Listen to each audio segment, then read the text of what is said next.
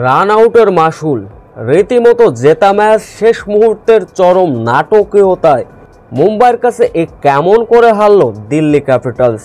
Point টেবিলেও মুম্বাইয়ের হলো চরম লাভ। বিস্তারিত জানতে ভিডিওটি না টেনে সম্পূর্ণ দেখার অনুরোধ রইল। মুম্বাইয়ের দেওয়া 206 রানের মহালক্ষ্য।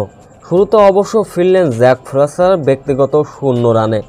এরপর অভিষেক পারাল এবং করুণ নায়ার রীতিমতো ব্যাটিং তাণ্ডব চালালেন, যার ফলে মাত্র 9 ওভারেই 100 রান পার করে ফেলেছিল দিল্লি ক্যাপিটালসের দলীয় রান।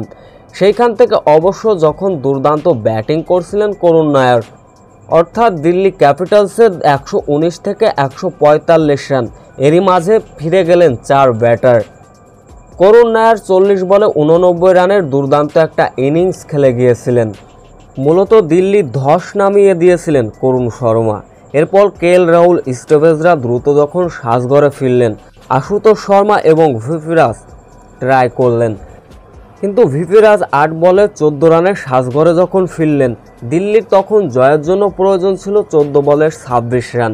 মূলত শেষ মুহূর্তের নাটকীয়তায় চরমভাবে হারল দিল্লি ক্যাপিটালস। এদিকে এই হারের পরেও পয়েন্ট টেবিলে শীর্ষে রয়েছে দিল্লি ক্যাপিটালস। অন্য প্রান্তে 9 থেকে 7-এ উঠে আসলো মুম্বাই ইন্ডিয়ান্স, তাদের পয়েন্ট হচ্ছে 4।